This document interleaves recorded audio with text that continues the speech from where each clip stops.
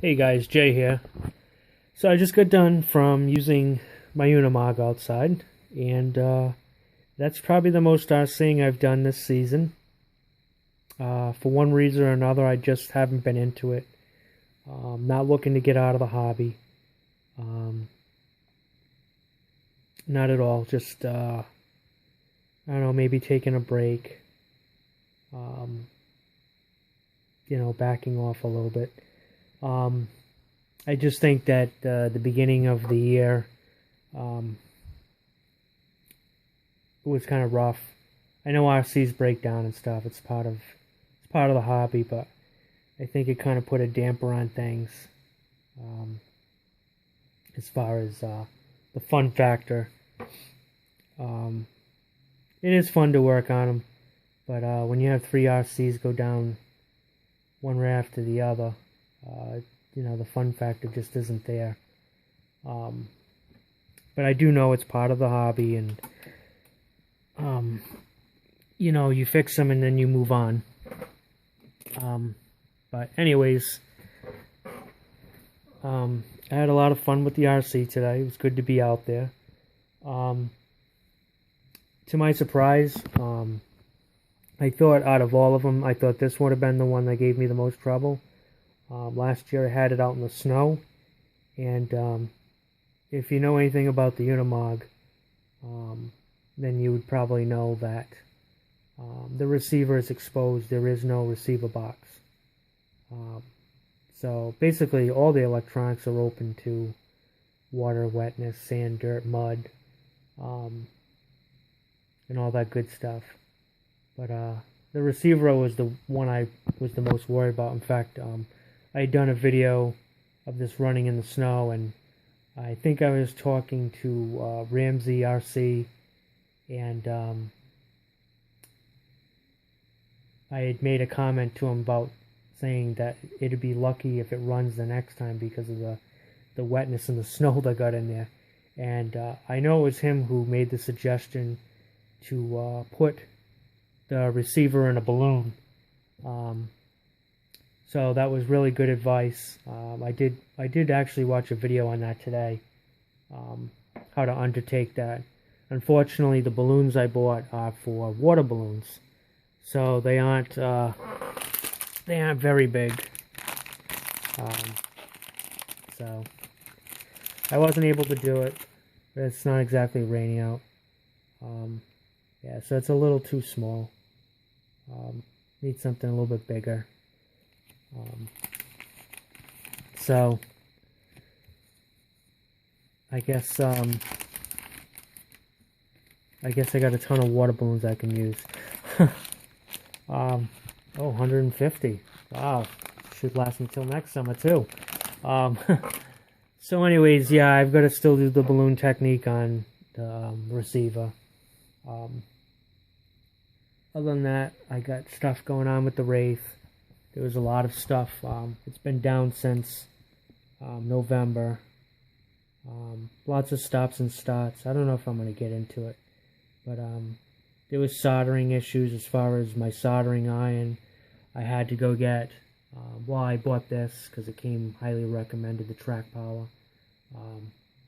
And I was using it to solder this up, but things weren't going right. They weren't flowing right.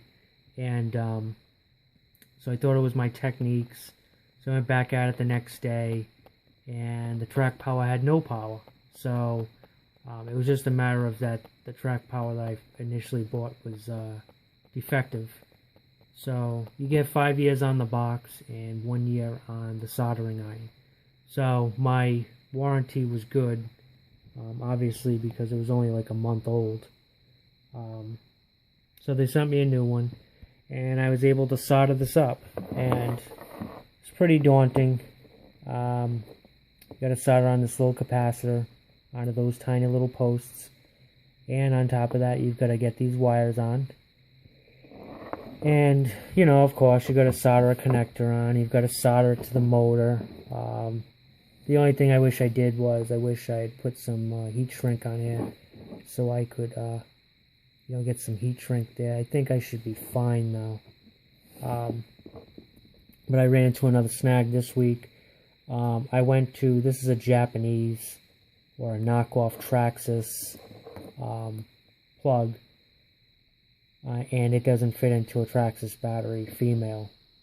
So I do have the female end to this that was made by this company, but this will not fit into the female, so I've got to go change my Traxxas battery out and put a female connector on from this company.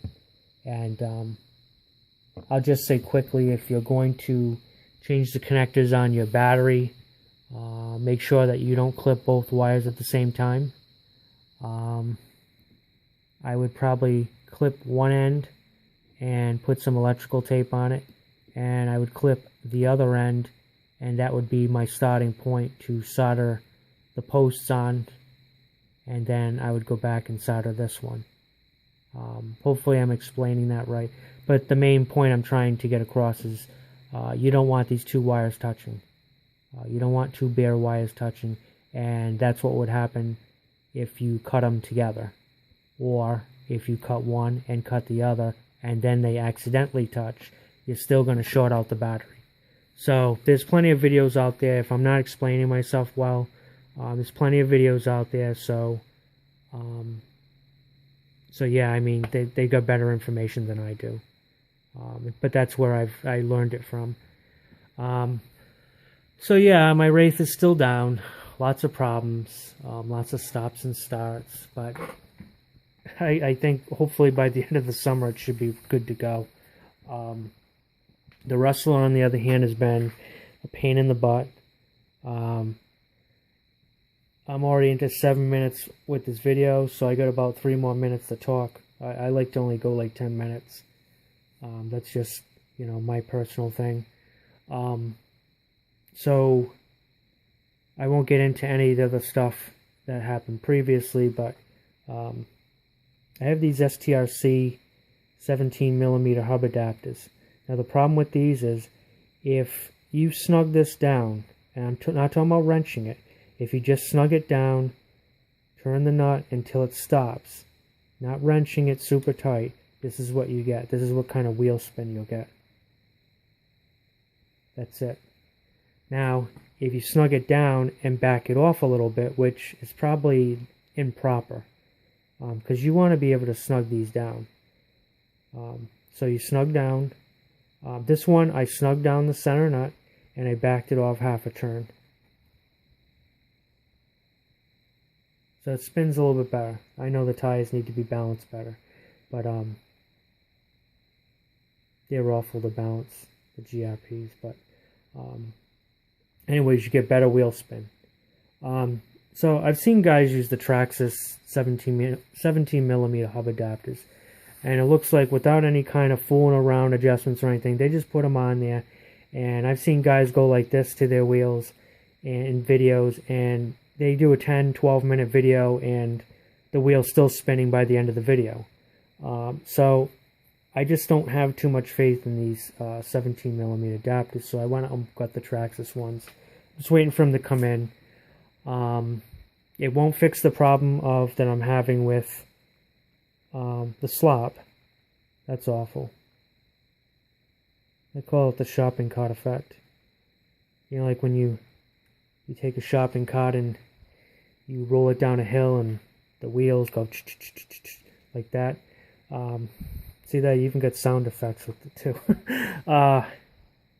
Yeah, I mean, it's like a shopping cart effect. I know the wheels won't do that, but the slop is so bad that it's hard to align this front end, and that's been my biggest problem, is aligning the front end. I have the RPM kit. I have also other techniques that people use, but if you're starting, it's hard to start from this kind of a position. It's just hard to, you know, how do I explain it? It's just, I can't even think of the right wording, but it's really a shot in the dark on trying to align it. You just got to really, I don't know. But I've shimmed them up. Everything in here is brand new. Everything in here is brand new. Washers, I've shimmed it up with Teflon washers. So I don't know. We'll see when the other things come in, the 17mm hub adapters. And I'll try and shore up the front end as the best I can. And I've gone over my 10-minute mark. So with that being said, I'm going to end the video. Thanks for watching, guys. Hope everyone's doing good. And I will talk to you later. Bye.